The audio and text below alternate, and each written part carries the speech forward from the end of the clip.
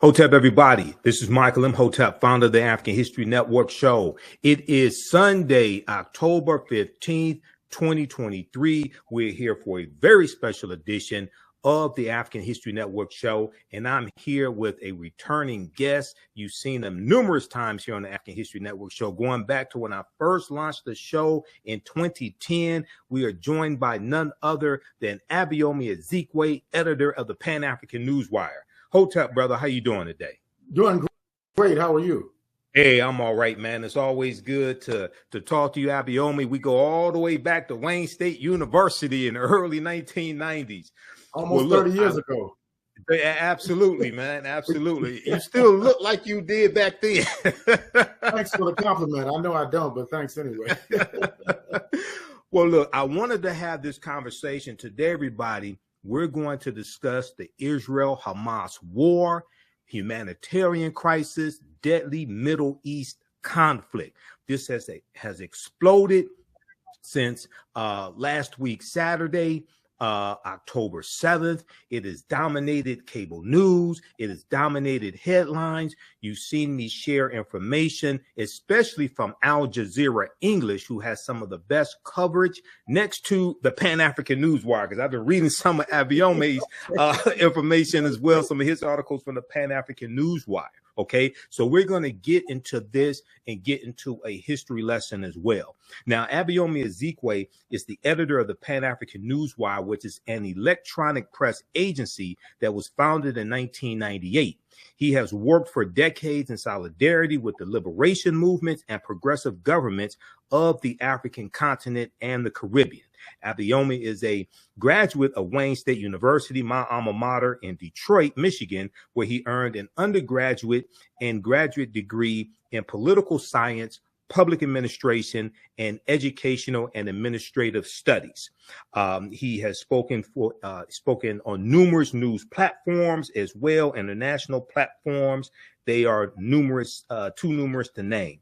So I wanted to do a brief overview of where we are here. So far, we know that the Hamas attacks, and we know Hamas is a terrorist organization, but we have to make a distinction between Hamas and the 2.2 million Palestinians. Okay, the Hamas attacks have killed at least 1,300 people in Israel, actually close to 1,400, a little more than 1,400 now, and injured over 3,842 Israelis, authorities said. Now, when we look at Palestinians, Palestinian officials said 2,670 people in Gaza have been killed so far since October 7th, and 9,600 have been wounded.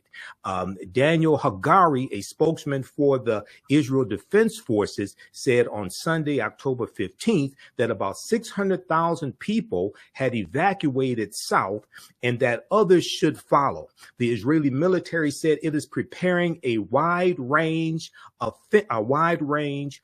offensive plans, quote, for the next stages of the war, with an emphasis on significant ground operations, end quote, though it has not provided a concrete indication of when the assault would start.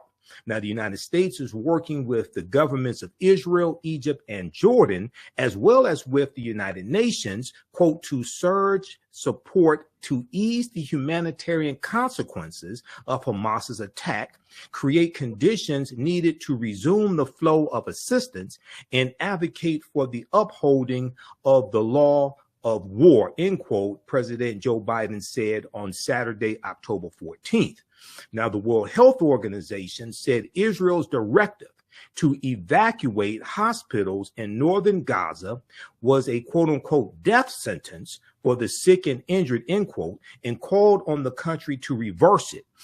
We know that the United Nations has also said the call for the call that Israel put out for 1.1 million Palestinians to flee Gaza and head south. They said that was impossible as well.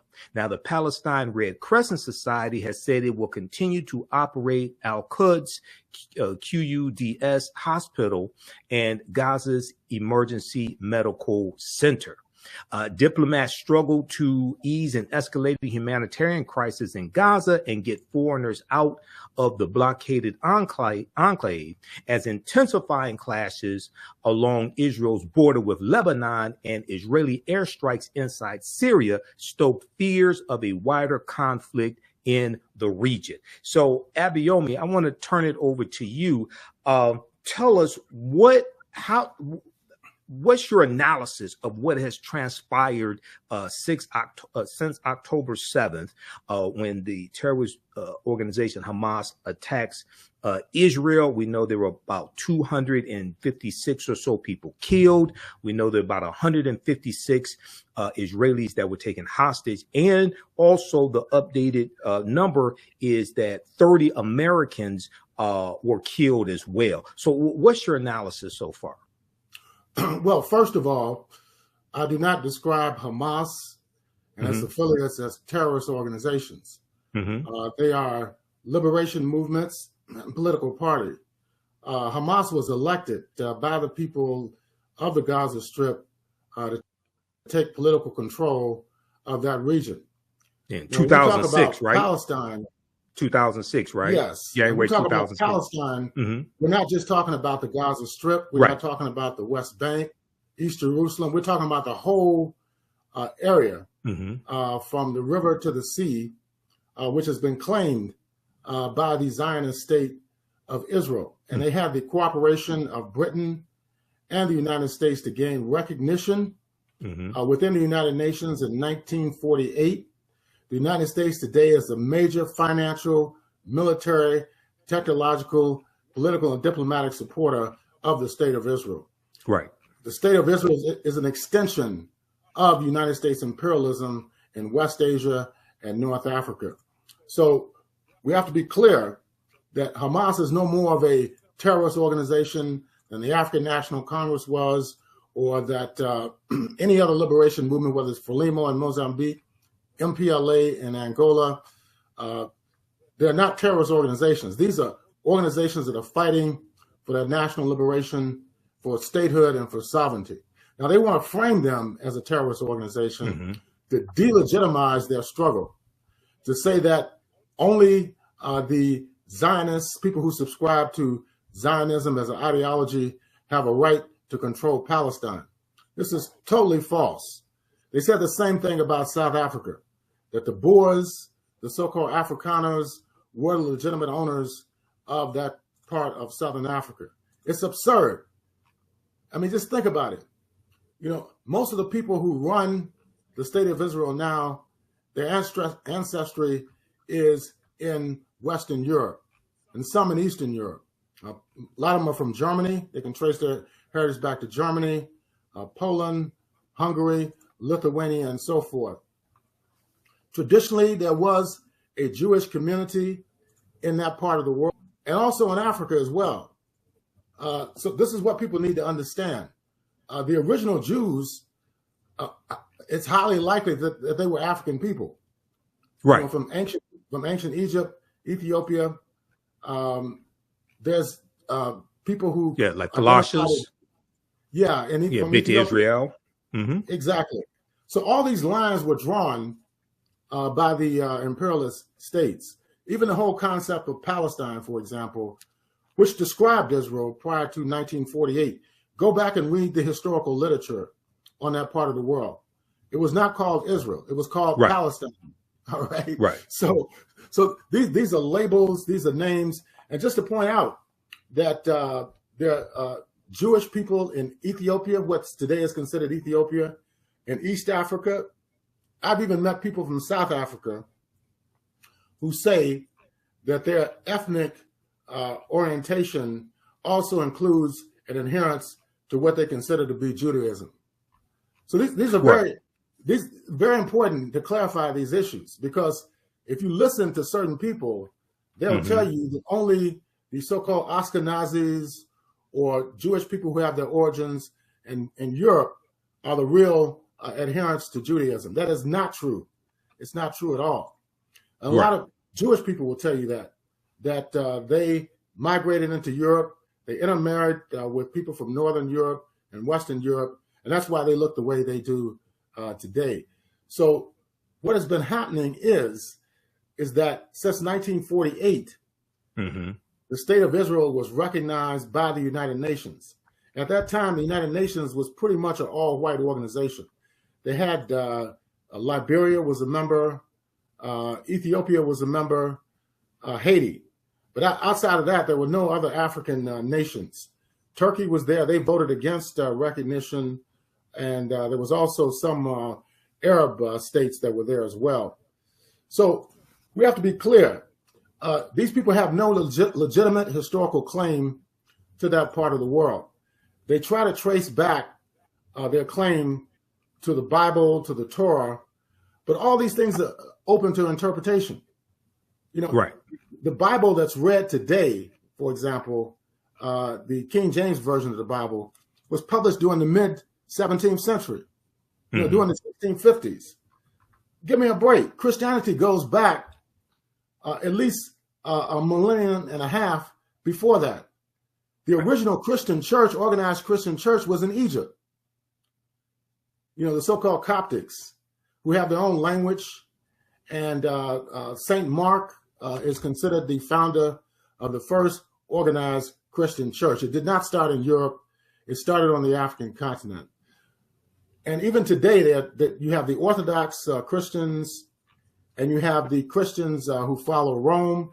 And out of the Roman church, there are numerous splits. We have the Anabaptists, the Methodists, the Anglicans, so on and so forth. So, you know, in terms of history, we have to emphasize the African origins of Christianity, the African origins of Judaism. And this is very, very important in understanding what is going on today. So the Hamas organization developed during the 1980s, and their objective is essentially the same objective as the Palestine Liberation Organization, which was started before during the 1960s, early mid-1960s. They want to liberate Palestine for the people of that country. They want to overturn Zionism, which is a racist ideology and political system that is rooted in Western imperialism. Read the literature of the founders of the World Zionist Movement, people like Theodore Herzl, for example, right. Who was a journalist and an educator. Chaim Weizmann, who was a chemist, who was heavily involved in World War I and developing explosives. Go back and read their writings from the 1890s up until the early decades of the 20th century. They talk about forming a Jewish state in order to uphold Western civilization and Western imperialism outside of the West. Because you see, Palestine was not the only proposal they had for the formation of the state of Israel. Correct. Remember they wanted to set it up in Libya? Or Uganda. They looked at Uganda exactly. also. Right. Yeah. In Central Africa. Yep. They looked at Uganda as well. Deep into the continent. And also Madagascar, you know, which is today off the coast of Southern Africa in what they call Indian Ocean. I don't know why they don't call it the African Ocean. But anyway, that's a whole other discussion. Right, exactly. Well, and let me just say this. Let me just say this quickly. I'm gonna let you continue. So when we talk about this history, now this is, let me speak for the African History Network, and then I'll let you speak for yourself. This is not anti-Semitic or anti-Jewish. We're just talking about history. Exactly. Okay. This is not trying to dehumanize anybody. This is not saying one group of people doesn't have a right to live. This is not what we're saying. We're talking about history.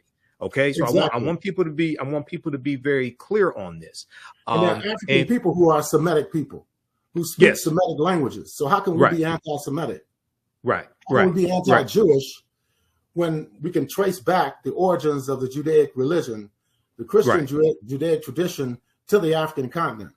Right. Exactly. So this is not trying to attack another group or anything like that. And one of the things that I noticed, one of the things I was critical of early on, and I was on Roland Martin Unfiltered on Friday, October 13th, because I'm a panelist every Friday providing historical analysis and political analysis. One of the things that I talked about and I want you to continue and comment on this, is that early on, the first, so Saturday, October 7th, Saturday, Sunday, Monday, Tuesday, the dominant narrative in especially cable news, MSNBC, but also Washington Post, NBC News, New York Times, was to focus on the killing of Israelis.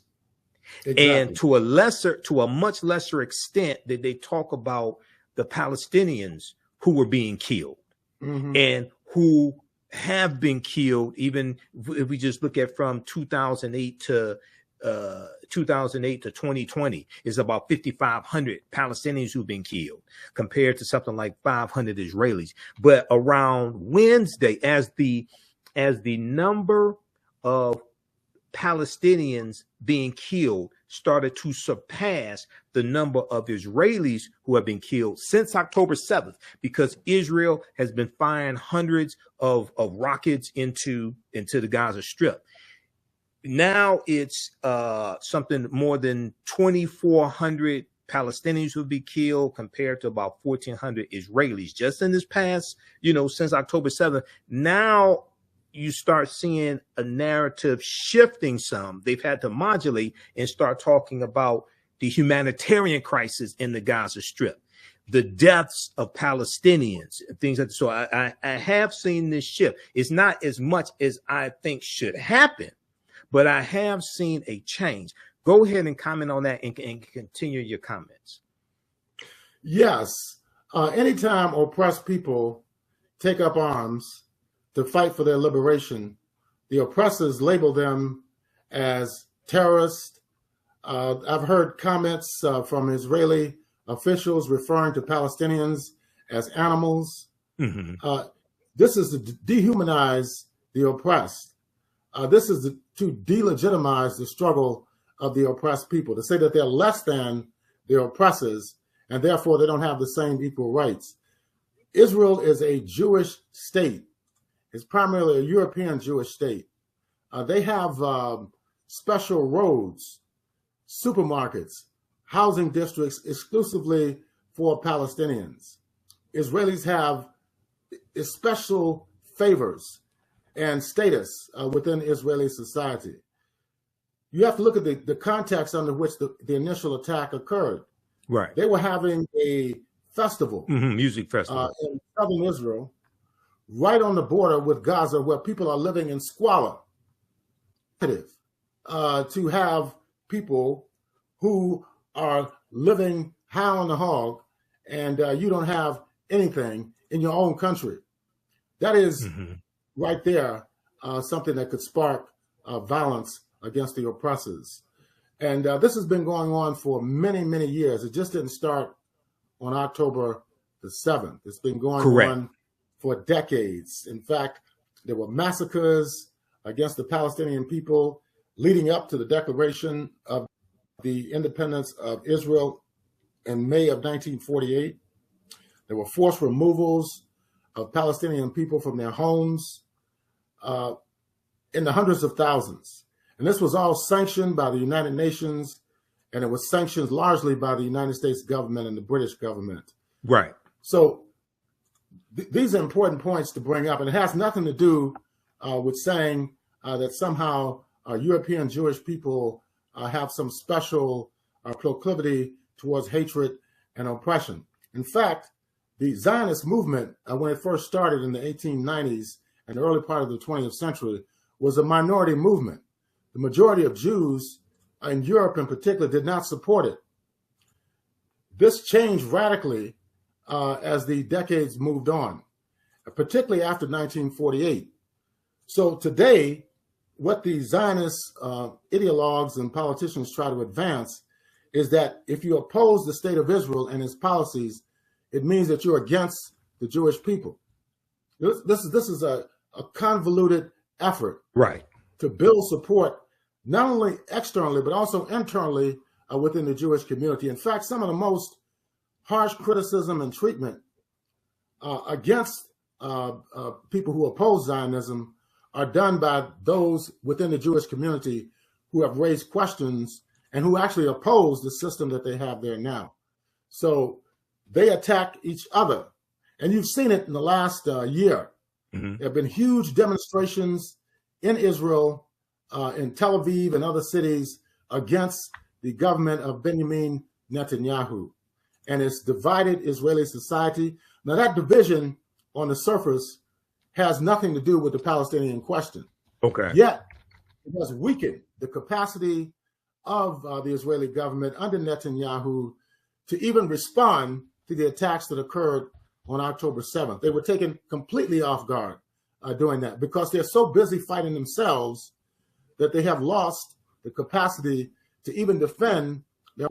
And there have been testimony over the BBC and other networks saying by Israeli citizens that they had no assistance from the Israeli Defense Forces on beginning on October 7th, the Israeli police and other security agencies when all this was going on. They were left totally defenseless, despite the fact that our tax dollars, to the tune of billions every year, are sent to the state of Israel for weapons, for intelligence mechanisms. It's close to $5 billion a year. It's close as between $4 to $5 billion a year. Of U.S. aid. The largest recipient of U.S. aid in. Yep. Okay, I was freezing up for a minute. Yes, largest recipient of U.S. aid. Israel. That's the #1 country. Okay, for those of you just joining, we're speaking with Abayomi Azikiwe, editor of the Pan-African Newswire. I've known Abayomi over 30 years. Met him when I was an undergrad at Wayne State University in the early 1990s. He's a brilliant brother, and we've had him numerous times here on the African History Network show, going back to when I first launched the show in 2010. And I've been following numerous news sources, Abayomi, including Al Jazeera English. But I saw this article from Times of Israel, and it hits on what you were talking about because Benjamin Netanyahu is getting a lot of criticism within Israel from his own people. Now, this article here, this is an op-ed from the Times of Israel by Tal Schneider, October 8th, 2023. So this is the day after the attack. The name of this article, for years, F-O-R, for years, Netanyahu propped up Hamas. Now it's blown up in our faces. The premier's policy of treating the terror group as a partner at the expense of Abbas and Palestinian statehood has resulted in wounds that will take Israel years to heal from. Now talk about this and talk some about this criticism that Netanyahu is getting from within Israel, blaming him for the attack, or what's transpired. Well, in the early years of Hamas, during the late 1980s, they did for a few years try to use them against the PLO. Use Hamas. Israel tried to use Hamas against the Palestinian Liberation Organization. Yeah, in order to divide the Palestinian movement. But it was a horrendous mistake on the part of the Israelis, because Hamas grew rapidly, and they took a hardline position that the state of Israel had no legitimacy, it had no right to exist, and that Palestine belonged exclusively to the Palestinians. Now Hamas is considered the principal enemy of the state of Israel. So it's a contradiction, but the criticism really is centered on the fact that the defense and the intelligence apparatus of the state of Israel has gone into decline. It's obvious based on what has happened since October 7th because of the internal problems that are taking place inside the state of Israel. Prime Minister Netanyahu has been convicted of crimes by the Israeli courts, but he's never been sent to prison. He's been convicted of immoral activity. We don't have to go into detail, but these are allegations against him. Yet they cannot get rid of him because the United States, whether it's the Democratic Party or the Republican Party, unconditionally supports Israel. And why do they do that? Because Israel is a key component, is the key component of U.S. foreign policy and dominance in West Asia and in North Africa. Right. That is the real reason behind it. And they come up with all these stories about how Jews are special. They have they're blessed. They are the chosen people of God. Mm-hmm. All these type of myths that are open to interpretation, even from a religious perspective. What religion allows for one group to dominate another group? Correct. One group to deny the humanity of another group. Right. That's not the type of religion that most people would subscribe to. Right. So now, since these myths are collapsing, they're viewing Israel, at least in the public propaganda and psychological warfare that is advanced by all these cable news networks and media outlets, mm-hmm. is that they are a democracy. Well, how can you be a democracy when you're denying basic political and civil rights to the majority of the people in the population? People who have been forced from their homes and are not being allowed to come back. You have Israelis who have dual citizenship. They serve, you have people who are born in the United States. They can go to Israel, get land, get a home, get jobs at the expense of the Palestinians. And they also have Israeli citizenship and United States citizenship. They could even fight in the Israeli Defense Forces. Right. Now, can you imagine if you have a Palestinian, even if he's a U.S. citizen and has a U.S. passport, if he said, well, I'm going to go home and fight with the Al-Qassam brigades, which is the military wing of Hamas, he'd be arrested, if not killed. So this is the type of discrimination that has been fostered for many years by the United States and their proxy, the State of Israel. Yeah, let me look at a little bit here of this article. And Benjamin Netanyahu also reminds me of Donald Trump, who's running for president again to stay out of prison. For years, he's a strong supporter of Israel as well. What'd you say? Yeah, he's a staunch supporter of Israel as well. Trump is a staunch supporter of Israel. Mm-hmm. And somebody posted about the Islamic Palestinians. They're also Palestinian Christians. So even though the majority of Palestinians are Islamic, there are adherents to Christianity among the Palestinians, just like in Egypt, for example. Yeah. You have Muslims and you also have Egyptian Christians. And then also Egyptian Jews exist as well, just like there are African Jews. Right. So, I don't think it's per se a religious struggle, mm-hmm. although there is an emphasis on the part of Hamas in regard to Islam. But I believe that the basis of the conflict is between the Palestinians who are oppressed and the Zionists who are the oppressors. That is the main contradiction. I don't think it's a religious contradiction because historically these people lived together. Jews, mm-hmm. Christians, and Muslims had lived together for centuries. So they politicized religion and racialized religion in an effort to dominate that part of the world.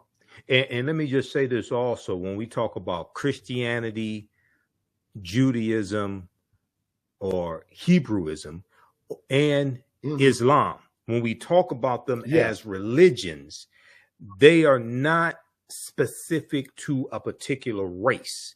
What I mean by that is people of different races can adopt that religion. Okay. Mm-hmm. You have Chinese Muslims, you have African Muslims, you have white people who are Muslims as well. Okay. Yeah. When Malcolm X went on his Hajj to Mecca in 1963, late April, May 1963, he talked about seeing blonde hair, blue-eyed Muslims in Mecca. Okay. Mm-hmm. Now he did go to Mecca in 1959, probably saw the same thing, but he just didn't talk about it then. So. Yeah.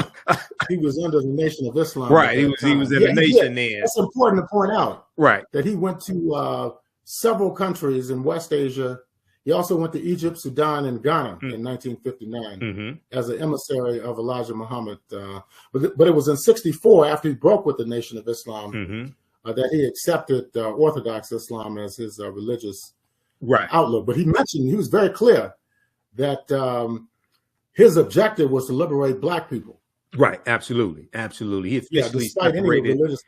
he officially separated from the Nation of Islam. I think it was March 8th, 1964. Yeah, March 8th, 64. Yeah. And then we know March 26th, 1964, he meets Dr. King for the first and only time at the U.S. Senate debate for the Civil Rights Act of 1964. And then during that debate. Yeah, during that debate. Right, exactly. They met for a couple minutes.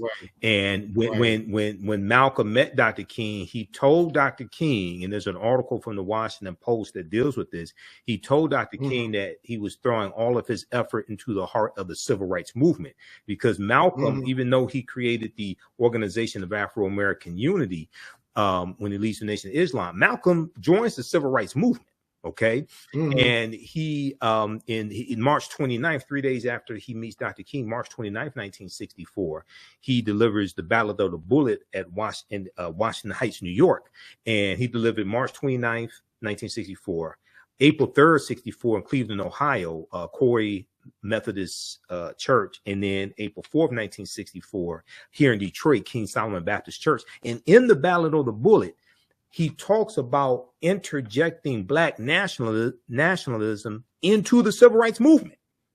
Is in the speech. He talks about interjecting Black. That's one of the themes.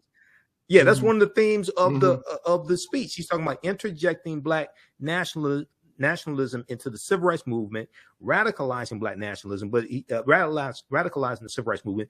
But he also talks about registering African Americans to vote as independents. He talks about that in the speech as well. People think the Freedom Now Party. The Freedom Now Party was an effort to build an independent Black-led party, and it was quite successful here in Michigan. But they changed the rules after the 1964 election, so they couldn't get ballot status. But that's a whole nother discussion. So exactly. Yeah, but I just wanted to we start talking about Malcolm, so we start talking about that. But there's a history of African American leaders supporting the Palestinians as well. Yes, Malcolm X. Malcolm X, because the Palestinians historically have been oppressed by Israel. Okay, now if we look at this article here briefly from the Times of Israel, the Times of Israel.com. Name of the article: for years, once again, for years, Netanyahu propped up Hamas. Now it's blown up in our faces. Okay. So in the article, it says, for years, the various governments led by Benjamin Netanyahu took an approach that divided power between the Gaza Strip and the West Bank, bringing Palestinian Authority President Mahmoud Abbas to his knees, making moves that propped up the Hamas. They refer to Hamas as a terror group. And I want to get your perspective on the attack Hamas initiated October 7th. We're going to talk about that in just a minute. The idea was to prevent Mahmoud Abbas or anyone else in the Palestinian Authority's West Bank government from advancing toward the establishment of a Palestinian state.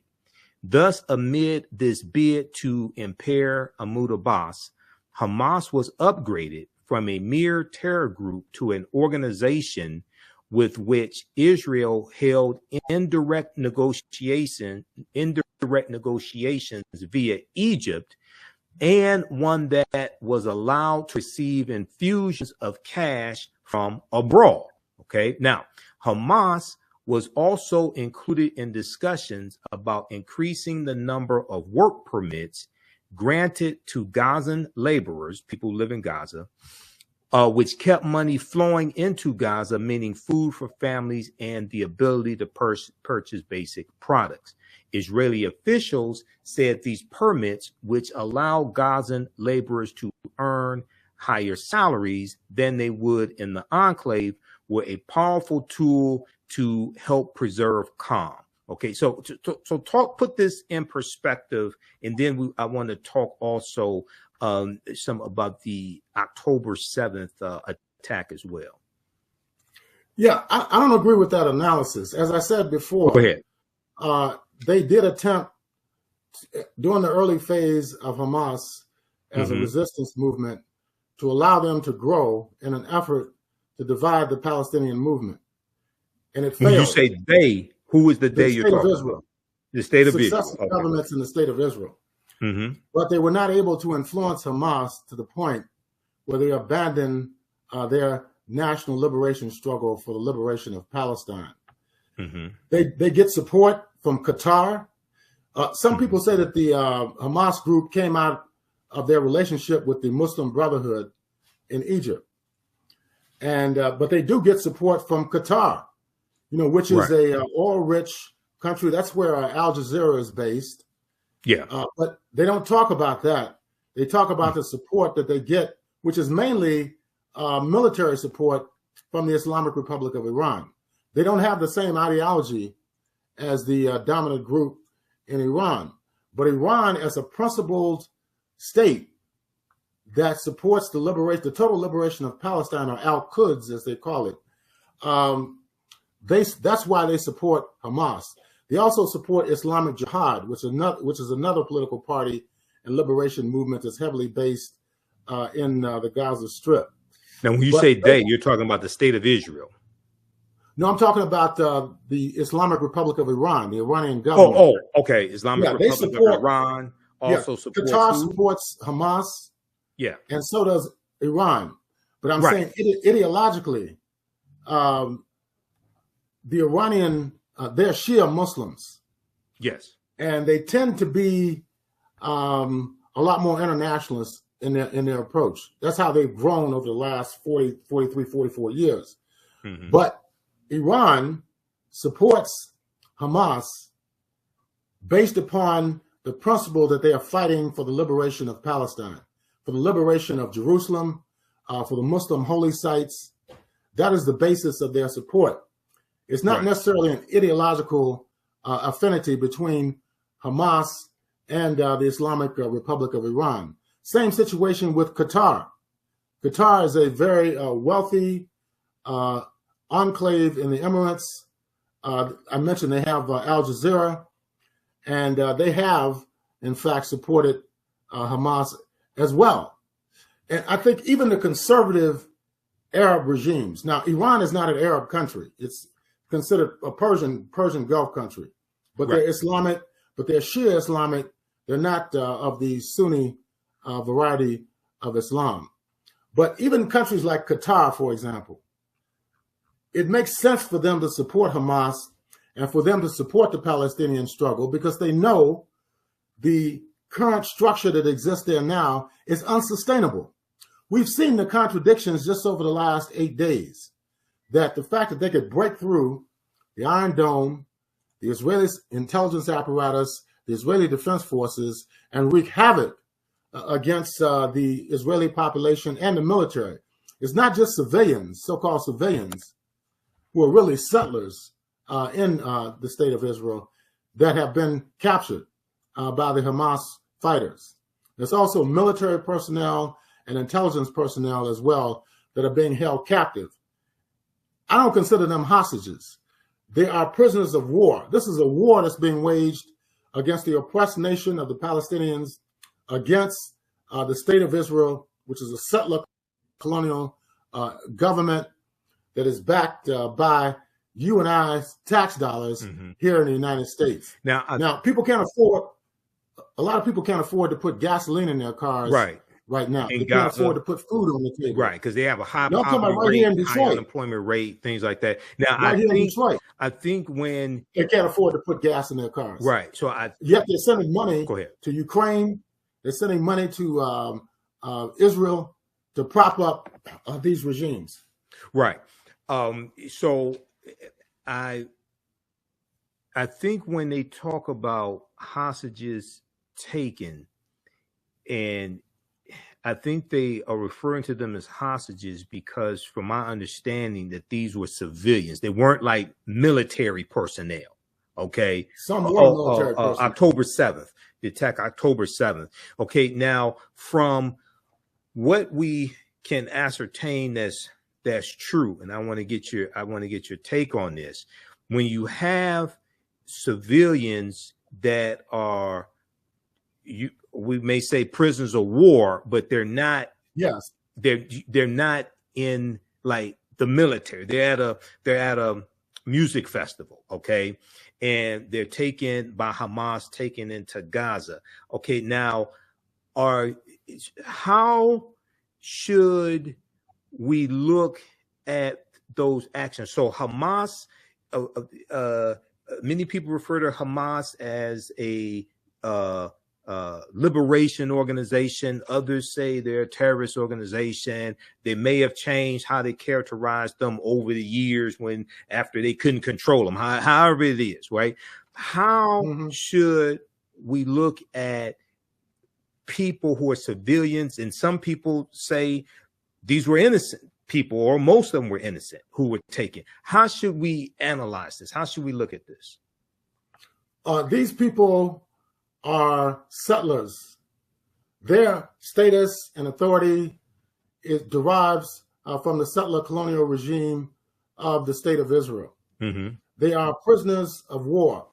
They are captives of war. Some of them are Israeli military personnel who were captured. Who were at the music festival? At the festival, they live in those kibbutz, Ashkelon, and other ones, which are in the southern part of what is considered the state of Israel.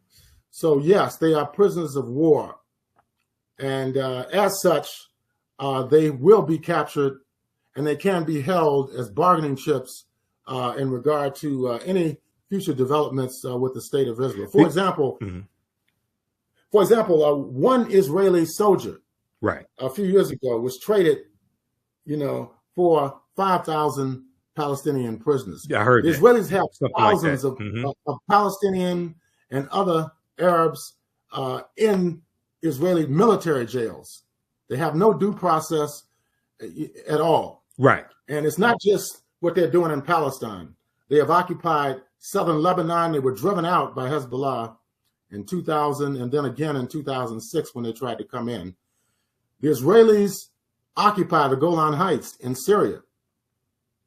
Yes, they do. That is Syrian territory, and it's occupied by the state of Israel with the endorsement of the United States. See, these are things they don't talk about anymore. Right. The 1967 war. You saw the seizure of the Sinai, the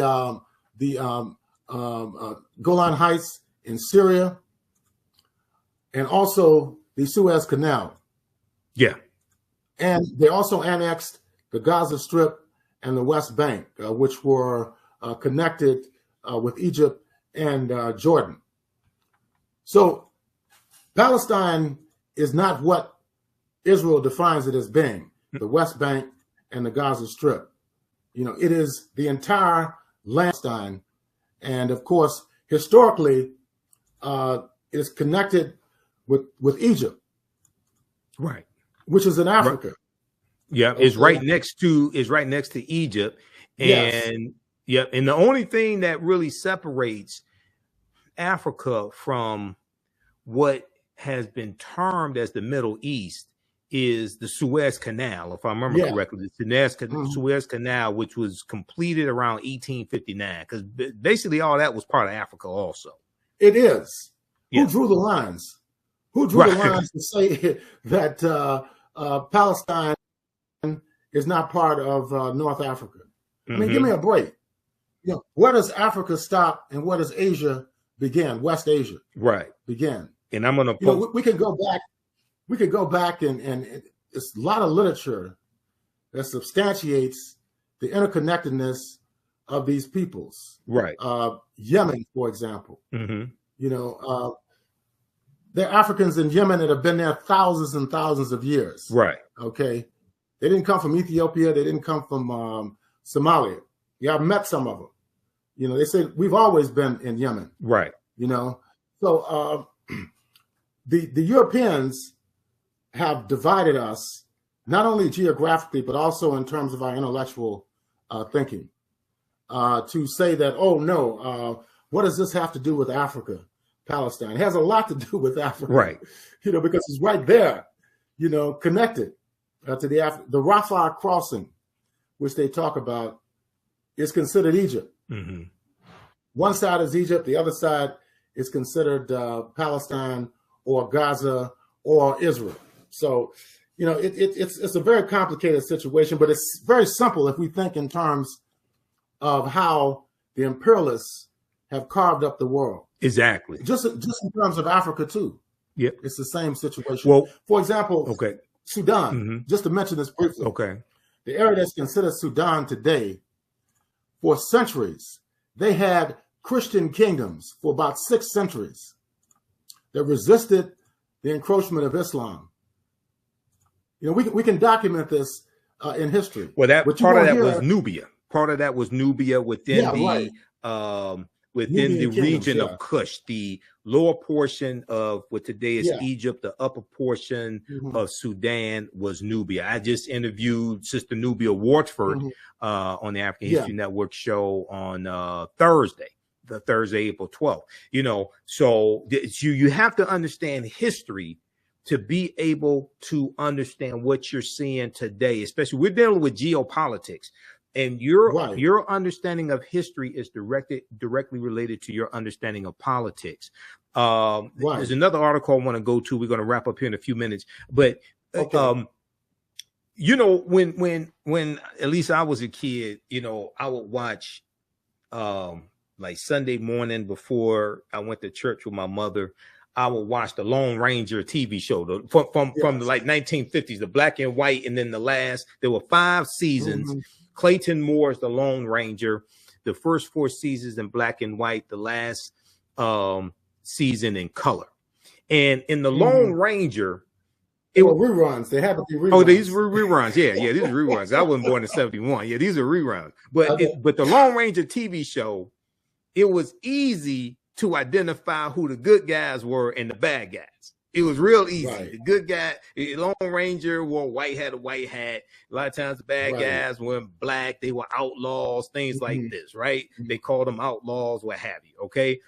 Here, when we understand this history, it's not so clear who's the good guy and who's the bad guy if based upon media, based upon how certain acts or like October 7th are depicted. Okay. Right. Talk about that for a minute. Well, I mean, the whole concept of a terrorist, people who are animals, less than human, people who have less of a right to their homeland than other people, it's been heavily racialized.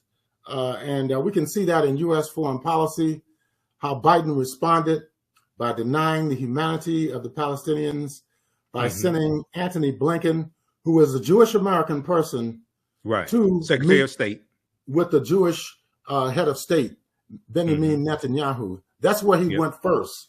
That's the allegiance that he pledged himself to, because Israel, as one former U.S. official described it, is the largest anti-aircraft carrier in the so-called Middle East. And that's why I refrain from using the term Middle East. I use terms like West Asia, North Africa, because these were the terms that were used going back to the early and mid 20th century. Yeah, it's an ally. Israel is an asset to the U.S. when it comes to surveillance.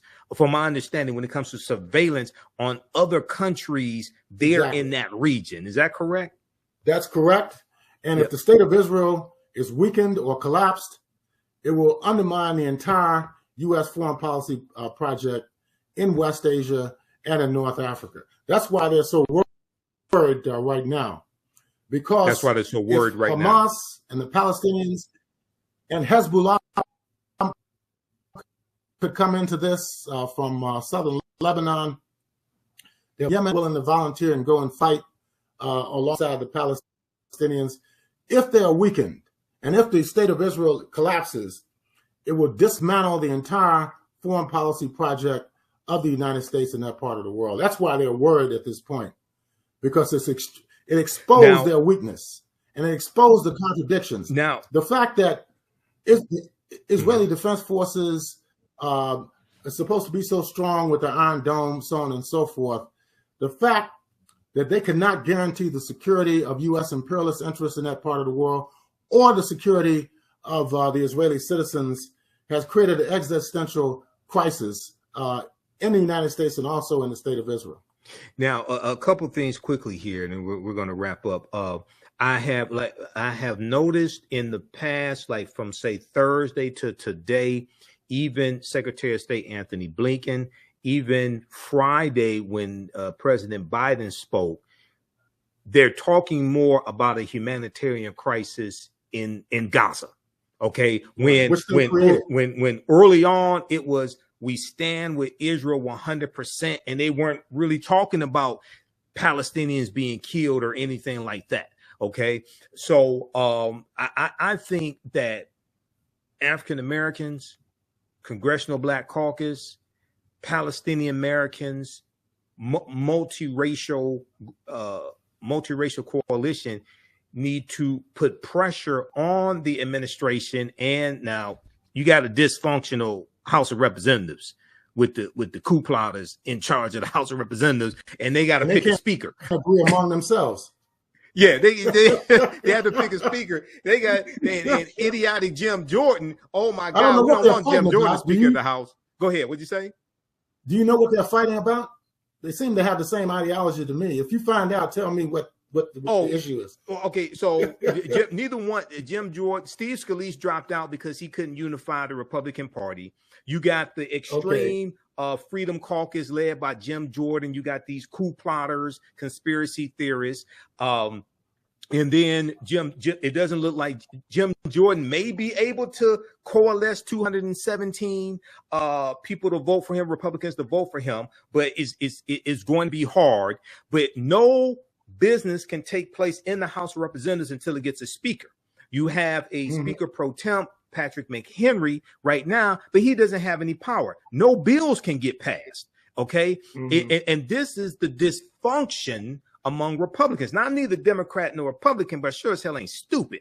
I can see who consistently, overwhelmingly votes against our own interests, okay? And votes against interests of African Americans. And usually at the federal level, that's usually 9 times out of 10 is going to be Republicans. I don't agree with everything Democrats do, but generally speaking, I agree more with how they vote, generally speaking, than Republicans. One of the things that I heard, and you talked about taking hostages / prisoners of war. You refer to them as prisoners of war. The Hamas wants, from my understanding, so there's about 156 prisoners of war or hostages. Hamas, from my understanding, wants to exchange those for Palestinians who have been imprisoned in Israel. Okay, and you talked about how Palestinians are being imprisoned in Israel without a trial, without any type of due process. Yes. Talk about that for a minute, because that gets left out of the narrative. Oftentimes that's on MSNBC, unless like someone like of Arabic ancestry, like a Mehdi Hassan or Ayman Mohadeen, brings that up. Talk about that. Yeah, well, you don't have a right to imprison somebody from another nation that's fighting for their liberation. That's common. I mean, we saw that in South Africa, in Namibia, Zimbabwe. One of their main objectives was to free their political prisoners. So even in this country, of Hamas, one of the main objectives of Hamas is to free political prisoners, Palestinian political prisoners. Yeah, you don't leave your fighters behind. Okay. And in terms of the Congress, unfortunately, only Cori Bush, who's an African-American woman, congressman from St. Louis, issued a statement alongside Rashida Tlaib, who's from the 12th district here in Detroit, calling for some shift in foreign policy by the United States towards the state of Israel and Palestine. Unfortunately, people like Hakeem Jeffries keep saying that Israel is our friend. This is absurd. You know, for somebody whose ancestors came to this country in the bows of slave ships, he should know instinctively that he should be supporting the oppressed people against the oppressors. The state of Israel is no different than the racist regime that existed in South Africa, the Jim Crow system that existed here in the United States and still exists to a large degree. But you got people now who are trying to take the right to vote away from African Americans in this country, something that had been won 60 years ago in the latest phase of it. Right. Actually, had been won way back in 1870, 15th Amendment for men, then the 19th Amendment, 1920 for women, because of Jim Crow and the rewriting of state constitutions. You know, African Americans are going to be disenfranchised, especially in the South. Look at this case now that's going on in Alabama and Louisiana, where they don't want to redraw districts where Black people can elect their own representatives to Congress. This is still going on in 2023. Right. So for people like Hakeem Jeffries to be supporting Biden's policy in regard to Palestine, in regard to Ukraine, that's doing nothing to put any money in the pockets of African American people in this country, is absurd. And he needs to be called on that question, you know, because there's no benefit for Black people in this country to be supporting a right-wing Nazi-influenced regime in Ukraine, to be supporting a settler colonial racist regime in Palestine. So either they should be voted out of office, or they should change their policy, their foreign policy in particular, that supports war and that disenfranchises and disempowers Black people in this country. Yep, they need to be called out on this. Many is not just the Congressional Black Caucus; it's both Democrats and Republicans largely. Chuck Schumer, he's over there now. So let me say, unfortunately, the optics don't look good. Right, you know, they really don't look good at this point. Yeah. Let me say this quickly: when we talk about Representative Hakeem Jeffries, I agree with him 9 times out of 10. He's brilliant. His uncle is one of my teachers, Dr. Leonard Jeffries. Okay. People like Leonard Jeffries, what is their position on Palestine? I haven't talked to Dr. J specifically about this. Most likely he sides with the Palestinians.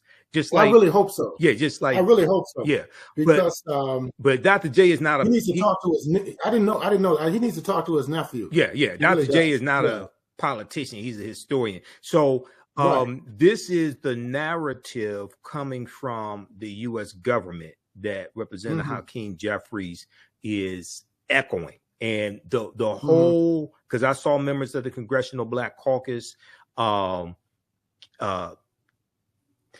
stating the position of the U.S. government as if it's their position, things like this. And I'm like, no, that doesn't, no. Israel is treating the Gazans, or the people, or the Palestinians, the people of Gaza, they're treating them the same way this country treated African Americans during segregation. Yeah. Okay. Okay. Still treat them that it's like colonialism. So it's like, why the hell are you supporting something like that? They said, no, you have to be bold enough to stand on principles. And now I think it's important for us to say, okay, we respect humanity. And we're not saying that one person's life is more of that, or one group's life. I'm not saying the lives of Palestinians is more important than the lives of Israelis, or vice versa. Okay. Or vice versa, right. I agree. And what I saw early on from a lot of people in mainstream media, especially cable news, is just highlighting the killing of Israelis, and they were almost silent on Palestinians being killed for decades. I know, and they do the same thing here. Yes. Look how many Black people get killed every day in the streets of the United States, but let a white person get killed, and it's always more important. You know, that we get killed by the police, we get killed by each other because of psychological issues, mental health issues, economic issues. But it's not a major crisis until a white police officer is killed or some other white official or ruling class white person is killed. Then it becomes a major issue. So, we have to reorient our thinking in that regard. And we have to hold these elected officials accountable, and definitely, and both Republicans and Democrats. Okay, yes. I just want to read this headline here in just a second. Maybe have you comment on this, and I want you to tell people how they can read the Pan-African Newswire and how they can financially support the Pan-African Newswire, because I know all that research don't happen for free. Okay. and you and I, we don't do this for the money, but it sure takes money to do this. Okay. So, when we look at, so we talked about colonialism, we talked about the mistreatment of the Palestinians. If we look at this article here, this came out October 12th. Washington Post. Israel says it will end Hamas rule in Gaza as casualties soar. This was another big article. Israel's army said Thursday that it would seek the end of Hamas in Gaza as airstrikes on the besieged enclave targeted the group's senior leaders and caused widespread civilian casualties. The intensifying conflict with Hamas comes as a shaken Israel wrestles with the aftermath of an attack that saw the group's militants stalking civilians and soldiers throughout Israeli border communities Saturday. So that was going back Saturday, October 7th, killing more than 1,000 and kidnapping scores more in one of the deadliest attacks in Israeli history.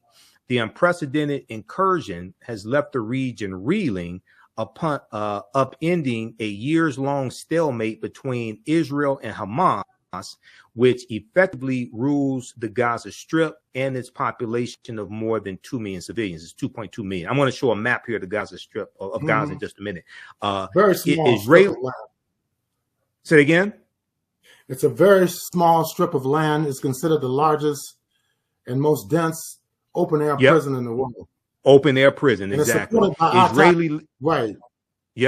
Israeli leaders are foreshadowing a ground invasion aimed at permanently changing the status quo, in marked contrast with past incursions that left Hamas in place.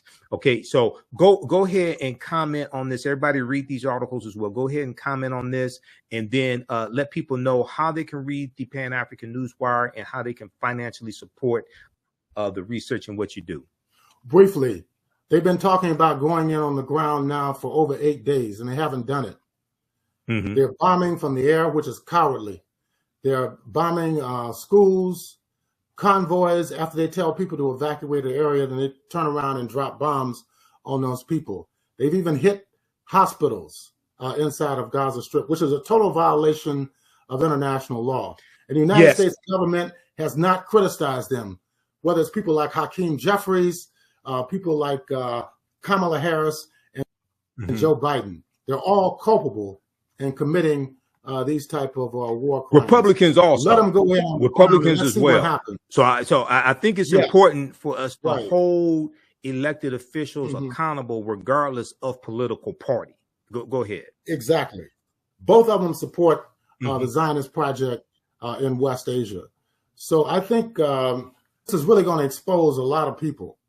And it has exposed the weakness of the state of Israel as well as the United States foreign policy in West Asia. And it's really amazing that this is taking place while the only response that we're hearing from the White House is that Israel unconditional support. No matter how many war crimes they commit, they're killing children. They're bombing areas where there are sick people, senior citizens, United Nations protected zones that support the people in the Gaza Strip are being bombed using U.S. weapons by the Israeli Defense Forces. This is a scandal that's going on right now. Exactly. So, but anyway, people can reach us. Go ahead. Logging on to the Pan-African Newswire, and that's panafricannews.blogspot.com, panafricannews.blogspot.com. And also, I'm on Facebook, X, formerly known as Twitter, Instagram, TikTok. So they can check out the work that I'm doing, and the articles you write as well. panafricannews.blogspot.com. We have the website here, and now can people contribute financially to the research you do and things like this in the operation of the organization? Can they support through the website?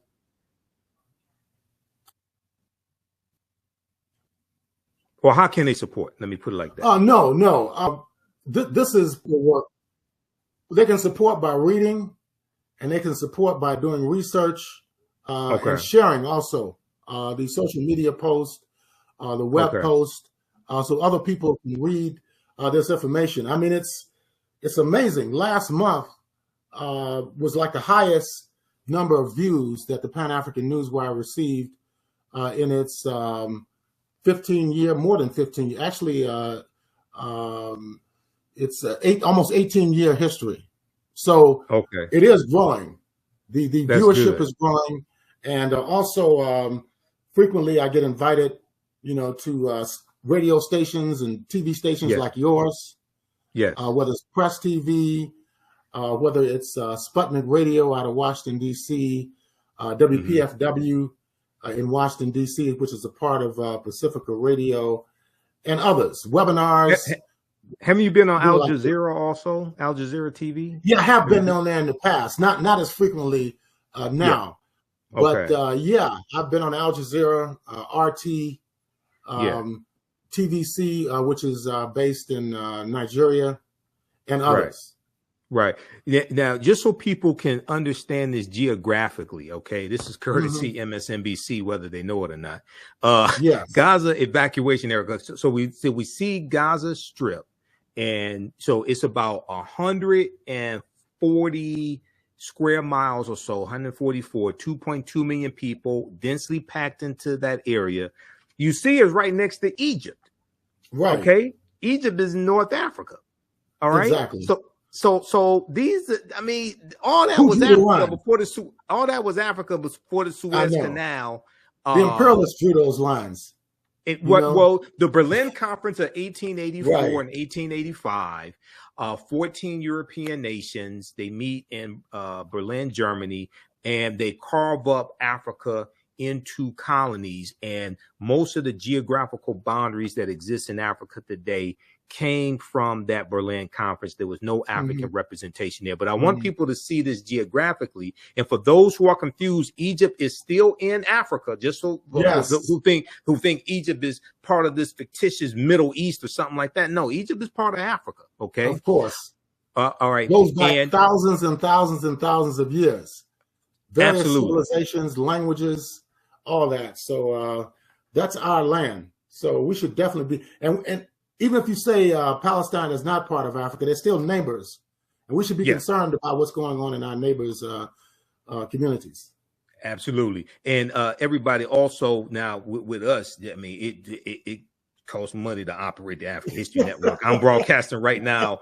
I'm not broadcasting directly through Facebook. I'm broadcasting through Restream and YouTube. That costs $179 a month, the package that I have that I'm using to broadcast right now and do rebroadcast for this network. Okay. So you can support us, $ the AHN show through Cash App and through PayPal, paypal.me/the AHN show. Visit our website, theafricanhistorynetwork.com, theafricanhistorynetwork.com. Also, you can register for my online courses. I'll tell you about in just a minute when we get finished here with Abayomi. Well, look, brother, keep up the good work. You share some valuable information with us, and the lives of people of different ethnic groups, religions, races,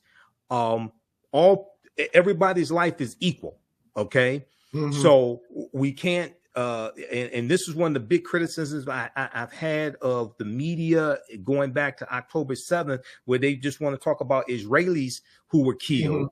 And even I heard one Jewish reporter, even today, he said, well, when you look at, okay, 1,400 Israelis killed, there's 10 million people in Israel. He said, proportionally, that's the largest killing of Israelis or Jews since the Holocaust. Okay, but wait a second.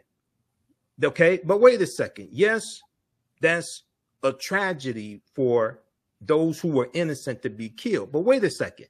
You've had over 2,400 Palestinians killed, and it's 2.2 million Palestinians in Gaza. Okay, so that's a greater proportion. Exactly. Why isn't that emphasized in the media? That's a greater proportion. Occurred in Europe. It did not occur in Palestine. Yeah. It was in Germany, Poland, Hungary. That's where those millions and millions of Jews were killed between 1933 and 1945. So why put a state in the middle of millions and millions of dark-skinned people as opposed to putting it in Germany, Hungary, and Poland? Because they didn't want a lot of European Jews in the United States and in Western Europe after World War II. That is the reality of the situation. And they have told the Jewish people that Israel is some type of homeland or haven for the Jewish people, when in fact it's turning out to be another death trap for the Jewish people. Jews themselves, the Jewish people themselves, are starting to criticize their leadership. And that's very, very important. Yes. Because they cannot guarantee their security. And they could, right now, the Palestinians have a psychological upper hand in this conflict, even though they're dying every day. But more and more people are sympathizing with the Palestinians as opposed to the Israelis. The Israelis themselves should look at that. Yeah. And lastly, so the creation of Israel in 1948, 3 years after World War II ends in 1945, it was to give the Jews some land after 6 million of them were killed during World War II. Okay. They weren't killed in Asia. They were killed in Europe. Yeah, they were killed in Europe. Yeah. So you're saying Palestine. So you're saying Israel should be in Europe, not next Possibly, to Egypt. I don't know. Which was Africa. That's up to the Europeans to decide. Yeah. You know? Yep, exactly. That's up to them to decide. But, you know, they cannot continue. Even the Israeli citizens themselves had a wake-up call last week because they were calling in the Israeli Defense Forces, the police, all these security agencies, and they were nowhere to be found. Yes. So, yes, that's the other thing. When the attack happened on the music festival, they had the Israelis had to fend for themselves. Exactly. And this is one of the other criticisms against Benjamin Netanyahu. Some say you were so busy trying to stay out of prison that you weren't protecting the people. Okay. Sounds like Donald Trump. And they're fighting each other. What'd you say? Huge divisions. There are huge divisions in Israeli society. We've seen it over the last year. Yes. Demonstrations of hundreds of thousands of people against the Netanyahu right-wing government. So you cannot fight an outside force if your house is divided. You know, if the parents are fighting each other, if the children are fighting each other, anybody can walk in and take over your house.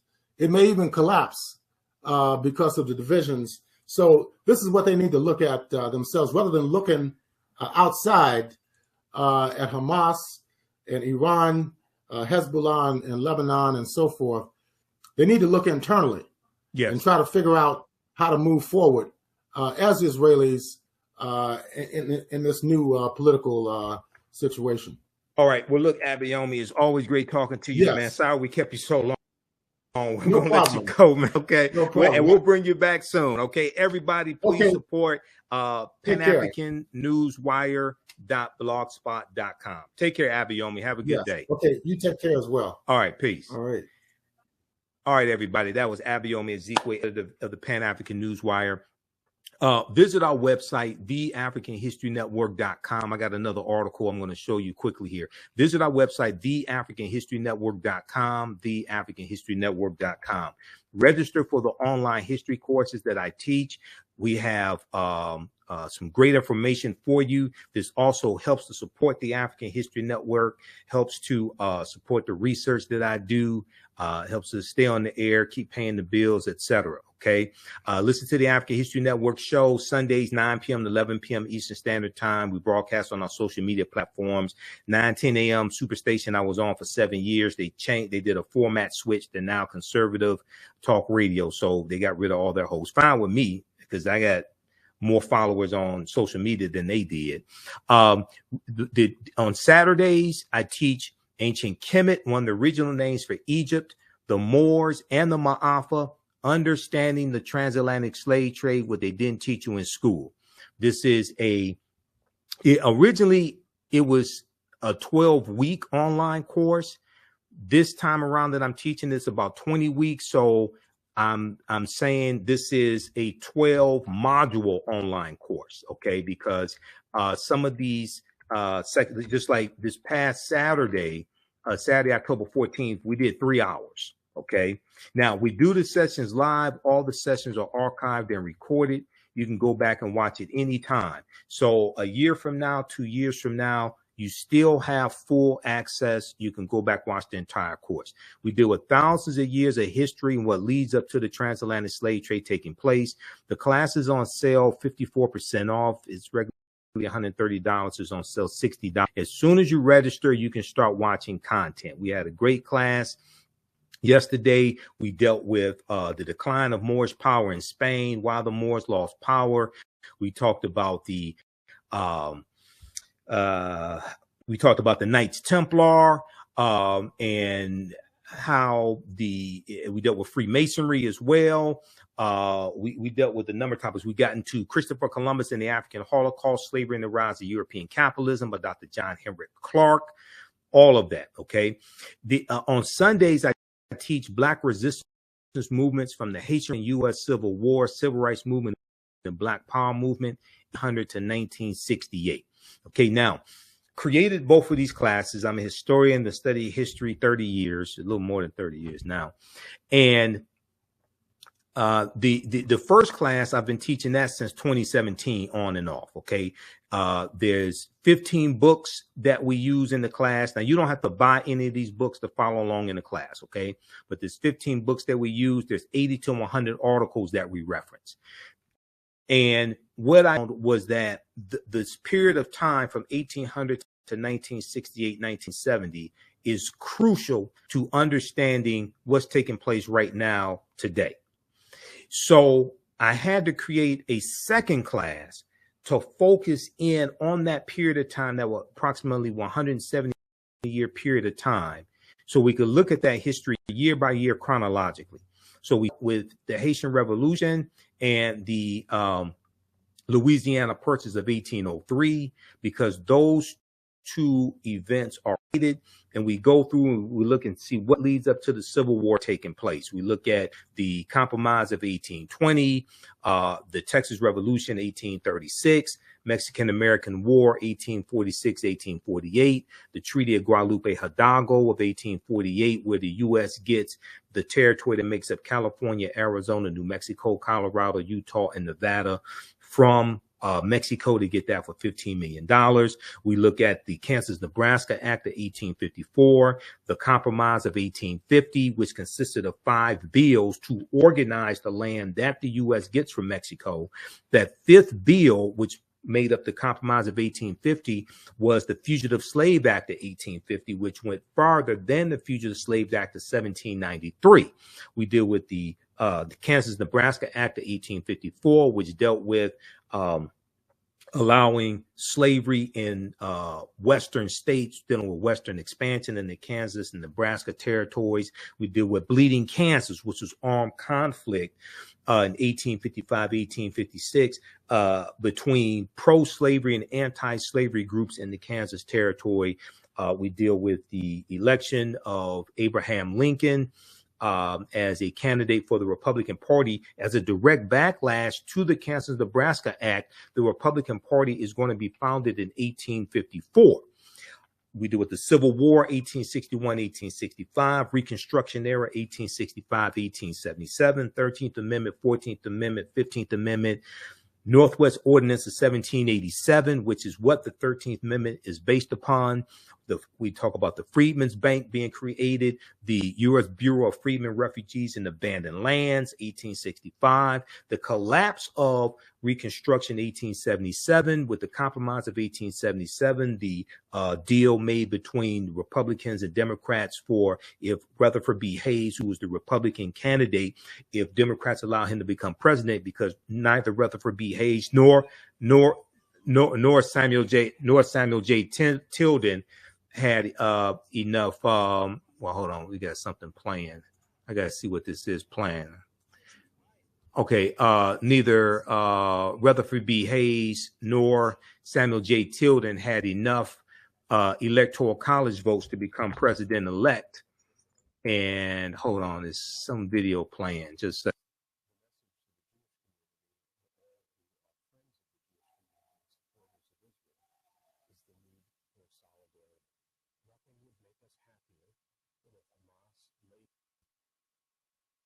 okay, let's continue. So the Civil War, Reconstruction era, and the deal that was made between Republicans and Democrats to allow Rutherford B. Hayes to become president if he agreed to remove the Union troops from the South, which were protecting to a certain extent the new rights that African Americans received, okay, from the 13th, 14th, 15th Amendments, but also the Civil Rights Act of 1866 as well. So we deal with this history, and we go through this history chronologically up until 1968 with the assassination of Dr. King, all right? So that next class for our Sunday class is going to be Sunday, October 22nd, Sunday, October 22nd. So register for both of those classes, and we have a bundle pack where you get both classes for $100. Also, we have a 15 of my lectures in the bundle pack. African History Awakens the African Mind from Mental Death. We have this in a digital download bundle pack, 15 of my lectures, and the lectures are listed here as well. We have it on the homepage of our website, and we have a description here, 15 of my lectures dealing with history, politics, the film Black Panther, entrepreneurship. This is on sale, $75. It's a $150 value. We have it in digital download format and DVD format. DVD format is $100. So you can order that right now and start watching the content right now for that, okay? Lastly, this article here is from, there's an article from history.com, which deals with the creation of the state of Israel. Now, this is not the Israel of the Bible. And it's important. Now, what I say may go outside the circumference of some people's awareness. Maybe I should have started the broadcast with that, my disclaimer. I may say some things that are outside the circumference of your own awareness just because you disagree with them or think they're not true. Does not mean that they're not true. It just means you have to do some research to understand what I'm talking about. Okay. So history.com, official website of the History Channel, May 14th, 1948. May 14th, 1948, State of Israel proclaimed. Now, this is not the Israel of the Bible, and we have to make a clear distinction between world history and religious literature. World history is in world history books. Religious literature is in religious literature books. If you go to a historical museum, especially a historical museum that deals with world history and different cultures, different periods of time, ancient history. Generally speaking, do you realize that you usually don't see biblical characters in world history museums? There's a reason why. Unless they have a special section in the World History Museum for biblical characters. Generally speaking, you don't see biblical characters in world history museums. On May 14th, 1948, in Tel Aviv, Jewish Agency Chairman David Ben-Gurion proclaims the State of Israel, establishing the first Jewish state in 2,000 years, establishing the first Jewish state in 2,000 years. Ben-Gurion became Israel's first premier. Now, in the distance, the rumble of guns could be heard from fighting that broke between Jews and Arabs immediately following the British Army withdrawal earlier that day. Egypt launched an air assault against Israel that evening. Egypt launched an air assault against Israel that evening. Despite a blackout in Tel Aviv and the expected Arab invasion, Jews celebrated the birth of their new nation, especially after word was received that the United States had recognized the Jewish state, especially after word was received that the United States had recognized the Jewish state. At midnight, the state of Israel officially came into being upon termination of the British mandate in Palestine. Modern Israel has its origins in the Zionism movement, established in the late 19th century by Jews in the Russian Empire who called for the establishment of a territorial Jewish state after enduring persecution. So this is what Abayomi Azikiwe, editor of the Pan-African Newswire, was explaining, this background history. Modern Israel has its origins in the Zionism movement, established in the late 19th century, the late 1800s, by Jews in the Russian Empire who called for the establishment of a territorial Jewish state after enduring persecution. In 1896, Jewish Austrian journalist Theodor Herzl, Herzl, published an influential political pamphlet called The Jewish State, which argued that the establishment of a Jewish state was the only way of protecting Jews from anti-Semitism. Okay? The political pamphlet, The Jewish State, argued that the establishment of a Jewish state was the only way of protecting Jews from anti-Semitism. Theodor Herzl became the leader of what's known as Zionism, convening the first Zionist Congress in Switzerland in 1897. Now, Ottoman-controlled Palestine, the original home of the Jews, was chosen as the most desirable location for a Jewish state, and Theodor Herzl unsuccessfully petitioned the Ottoman government for a charter. Now, as Abayomi Azikiwe was saying, the Holocaust, which took place during World War II and before World War II, so 1933 to 1945, the Holocaust did not take place in the area where Israel is and Palestine. It took place in Europe. It took place in France. It took place in Germany, took place in Poland, etc. Ottoman-controlled Palestine, the original home of the Jews, was chosen as the most desirable location for a Jewish state, and Herzl unsuccessfully petitioned the Ottoman government for a charter. Now, one of the places they were looking at to set up the state of Israel was Uganda, okay? Because they thought that Uganda was in the area that was the real life Garden of Eden spoken about in the Bible. Think how African Americans' consciousness would have been elevated if they thought that Africa was the Holy Land and not Israel. Okay, let's continue.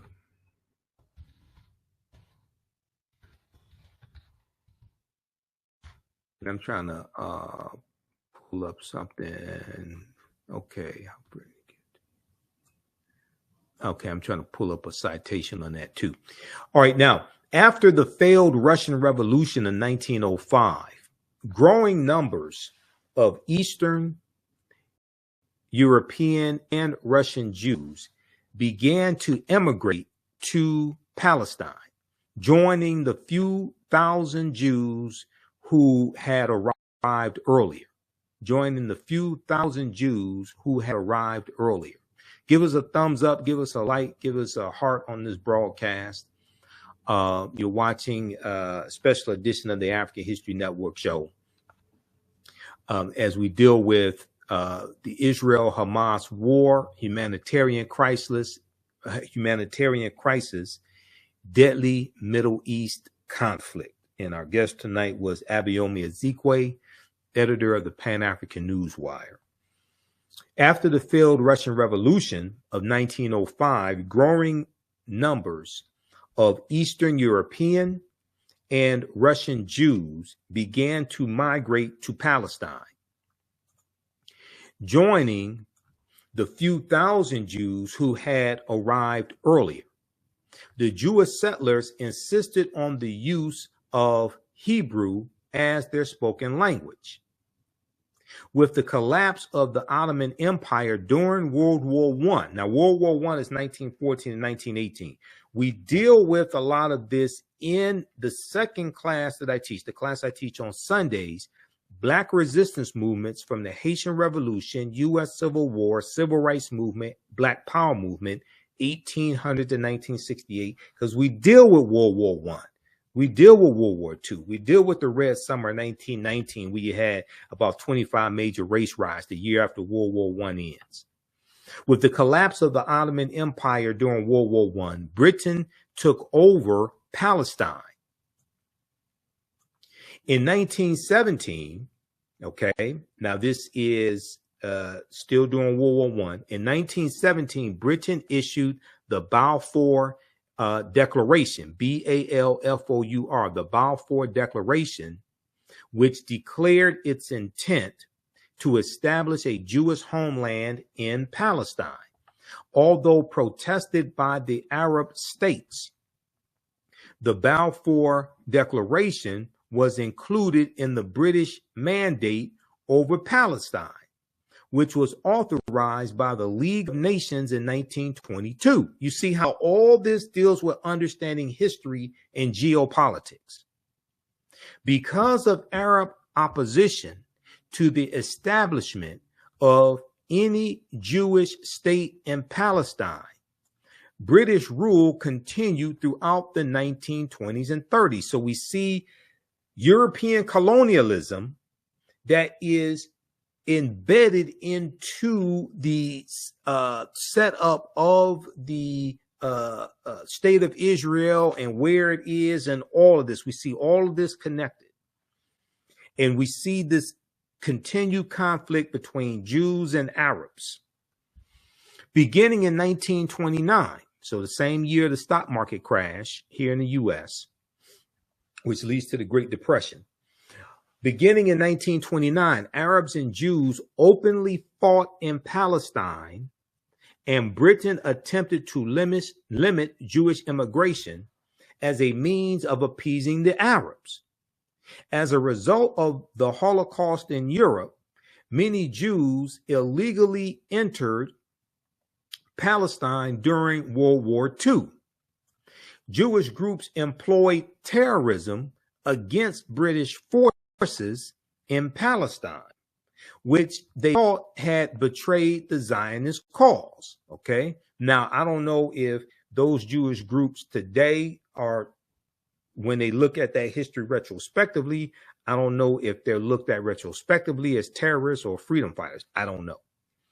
Jewish groups employed terrorism against British forces in Palestine, which they thought had betrayed the Zionist cause. At the end of World War II in 1945, the United States took up the Zionist cause.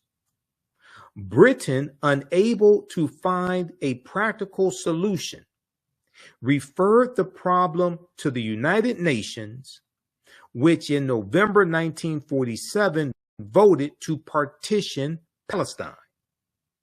The Jews were to possess more than half of Palestine. The Jews were to possess more than half of Palestine, although they made up less than half of Palestine's population. The Palestinian Arabs, aided by volunteers from other countries, fought the Zionist forces. But by May 14th, 1948, 3 years after World War II ends, the Jews had secured full control of their United Nations allocated share of Palestine and also some Arab territory. On May 14th, 1948, Britain withdrew with the expiration of its mandate, and the state of Israel was proclaimed. The next day, forces from Egypt, Transjordan, Syria, Lebanon, and Iraq invaded. They've been fighting for really going back thousands of years. These people have been fighting with the Arabs are AD people, so you go back about 6th century, something like 6th century AD, something like that. They've been fighting over 1,500 years, okay, and they continue to fight today. On May 14th, Britain withdrew with the expiration of its mandate, and the state of Israel was proclaimed. The next day, forces from Egypt, Transjordan, Syria, Lebanon, and Iraq invaded. The Israelis, though less equipped, managed to fight off the Arabs and then seize key territories such as Galilee, the Palestinian coast, and a strip of territory connecting the coastal region to the western section of Jerusalem. In 1949, the United Nations brokered ceasefires, left the state of Israel in permanent control of this conquered territory. The departure of hundreds of thousands of Palestinian Arabs from Israel during the war left the country with a substantial Jewish majority. During the Third Arab-Israeli conflict, known as the Six-Day War of 1967, which Abayomi spoke of as well, Israel again greatly increased its borders, capturing from Jordan, Egypt, and Syria the old city of Jerusalem, the Sinai Peninsula, the Gaza Strip, the West Bank, and the Golan Heights. In 1979, Israel and Egypt signed a historic peace agreement in which Israel returned the Sinai the Sinai Peninsula in exchange for Egyptian recognition and peace. Israel and the Palestine Liberation Organization, or the PLO, signed a major peace accord in 1993, which envisioned the gradual implementation of Palestinian self-government in the West Bank and Gaza Strip. The Israeli-Palestinian peace process moved slowly. It's the only Jewish nation in the world. Process moved slowly. However, and throughout the 21st century, major fighting between Israelis and Palestinians has resumed in Israel and the occupied territories. Okay, and they continue to fight today. they continue to fight today. This is a little background history. Now, your understanding of politics is directly related to your understanding of history. Check this out. This day in history, May 14th, 1940, State of Israel proclaimed. And we see the role that the United States and Britain plays, okay, these Western powers in setting up the State of Israel. All right, check this out at history.com. History.com is the official website of the History Channel. So this ain't conspiracy theorist. This is not a conspiracy theorist website or anything like this. This is the History Channel telling you this. There was an article from Reuters, and I'm going to pull this up. How's everybody doing? Give us a thumbs up, give us a heart, give us a like on this broadcast. Look at the area once again of the world that we're talking about. This is right next to Africa. Okay. And okay, that's Al Jazeera's website. I mean, Al Jazeera's Facebook page right here. So look at what we were just talking about. Here we see Egypt at the bottom of the screen. Egypt's in North Africa, still in Africa. Okay. Was conquered by Arabs in 642 AD, is still in Africa. And there's still black Africans who live in southern Egypt. We see Gaza Strip. Okay. We see all that area that's Palestine right now. Then we see Israel. Okay. We see Israel right next to Gaza and the Gaza Strip, and Israel right next to Egypt. There was a article from Reuters that has been talked about in the past few days, and it deals with and we're going to post this also on my Facebook page so you can see this. Negotiations were taking place between Saudi Arabia and Egypt, if I remember correctly. Saudi Arabia puts Israel deal on ice amid war, engages with Iran. So we see all this conflict in this area of the world. Okay. Let's go to this here.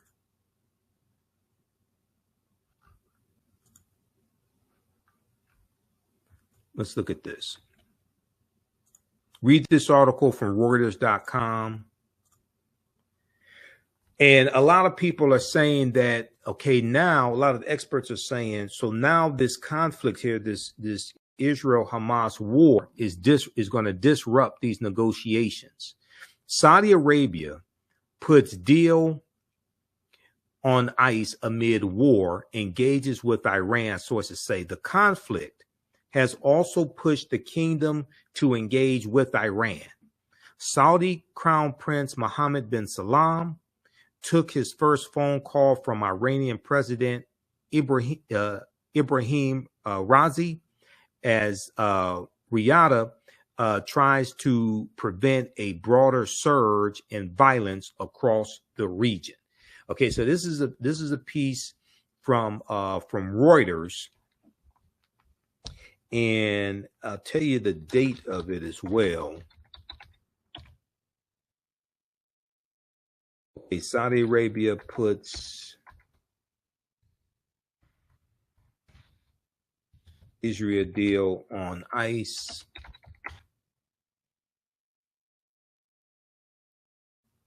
Al Jazeera also, I think Al Jazeera picked this up from Al Jazeera probably picked this up from Reuters. But if we look at this here from Al Jazeera,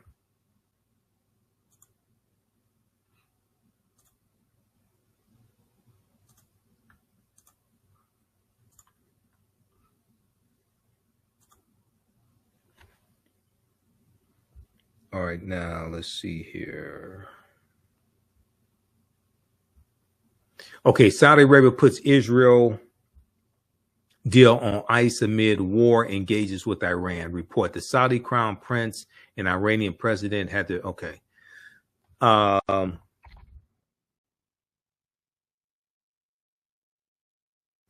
Saudi Arabia is putting United States-backed plans to normalize ties with Israel on ice. Two sources familiar with Riyadh's thinking told Reuters news agency, signaling a rapid rethink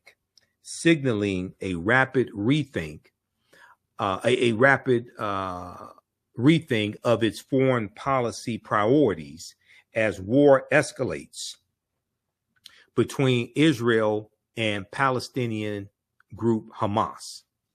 The conflict has also pushed the kingdom to engage with Iran.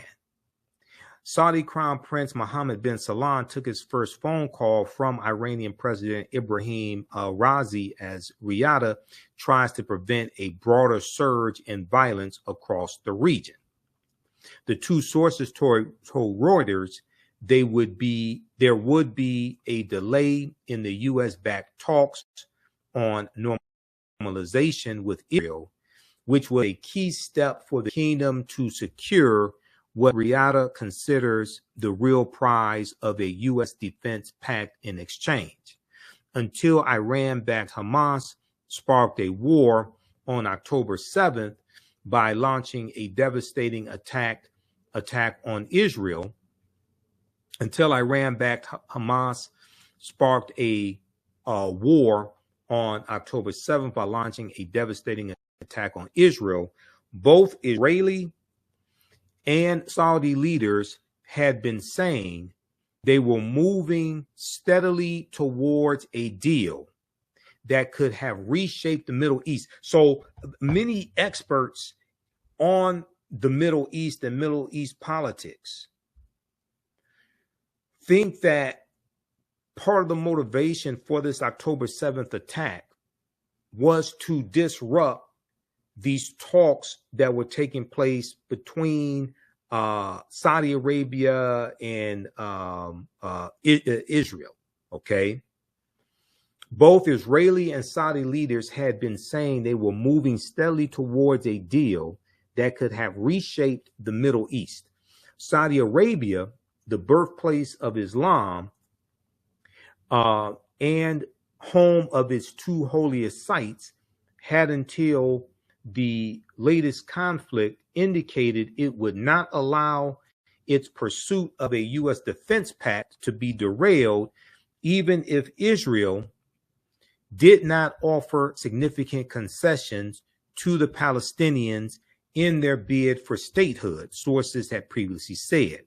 But an approach that sidelined Palestinians would risk angering Arabs. Okay, but an approach that sidelined Palestinians, and the majority of the Palestinians are Arabs, but an approach that sidelined Palestinians would risk angering Arabs around the region, as Arab news outlets broadcast images of Palestinians killed in Israeli retaliatory airstrikes. Hamas fighters killed more than 1,300 Israelis in their October 7th attack, and more than 1,952 Palestinians have been killed by Friday in Israel's continuing strikes on Gaza in response. Okay, Friday, October 13th. Check out the rest of this piece here. Okay, because this deals with different countries in this area of the world and politics between these different countries. And it all comes down to a fight over land. Saudi Arabia puts Israel deal on ice amid war, engages with Iran. This is from Al Jazeera, picked up from Reuters.com, October 14th. Saturday, October 14th, 2023. Okay, so check this out as well.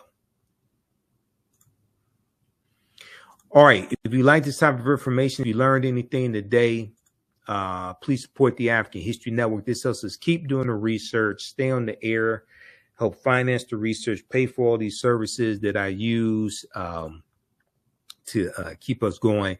$ the AHN show through Cash App and through PayPal, paypal.me/the AHN show. And we have the links right on the homepage of the website as well, right here when you scroll down past the information for the classes. And the classes that I teach, they're on 2 digital platforms. I have to pay for those digital platforms each month. Even if I don't teach a class, I still have to pay for those digital platforms to keep everything online and in existence. When you click right here on our Cash App link, it shows you the QR code. So this is our Cash App tag, $ the AHN show, SHOW. When you go to it, it say Michael. These 2 here and others are fake African History Network Cash App accounts. Ours is $ the AHN show, SHOW. That's our Cash App tag. There's about 5 fake African History Network Cash App accounts I've identified. So they're using variations of our tag. See, our tag here is $ the AHN show, SHOW. So I'm still trying to get those shut down. Here's our PayPal tag, and then also register for the online classes that I teach as well. All right, look, we have to get out of here. Remember, at the African History Network, we focus on educating, empowering, and inspiring people of African descent throughout the diaspora and around the world, because right now it's correct wrong behavior. It's not over till we win. Wakanda forever. And we'll talk to you next time. Peace. Hopefully you learned a lot today. And be sure to register for the online history classes that I teach on Saturdays and Sundays. Saturdays, normally 2 p.m. to 4 p.m. Eastern Standard Time. I teach ancient Kemet, the Moors, and the Ma'afa, understanding the transatlantic slave trade, what they didn't teach you in school. Visit our website, TheAfricanHistoryNetwork.com, TheAfricanHistoryNetwork.com, to register for the online classes. And right on the homepage, scroll down, you see information about our radio show. We're on Sundays, 9 p.m. to 11 p.m. Eastern Standard Time. We broadcast on our social media platforms. My class is Ancient Kemet, one of the original names for Egypt, the Moors, and the Ma'afa, understanding the transatlantic slave trade, what they didn't teach you in school. We deal with thousands of years of history and what leads up to the transatlantic slave trade taking place, okay? So you can join us Saturday, October 7th and 14th.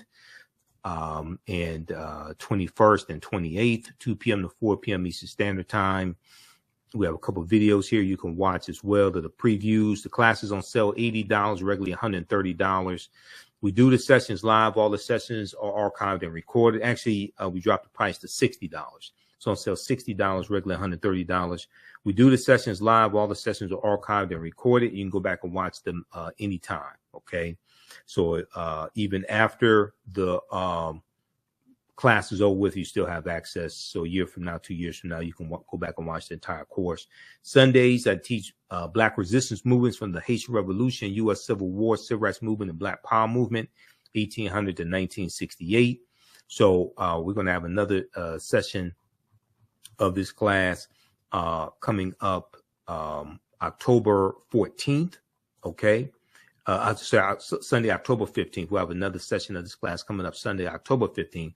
So as soon as you register, you can go watch the previous classes. This class is on sale $40. As soon as you register, you can go back and watch the previous classes, and you'll be ready to join us Sunday, October 15th.